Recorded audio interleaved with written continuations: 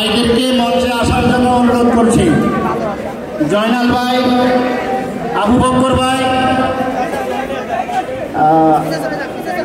ইব্রাহিম খলিল ভাই, মোহাম্মদ নাসির ভাই, আপনারা একটু মঞ্চে আসেন। আমাদের মাদ্রাসার দোতলা তিনতলায় খালি আছে, পিছনে মাঠে জায়গা আছে, আপনারা ভিতরে আস্তে আস্তে করে প্রবেশ করুন।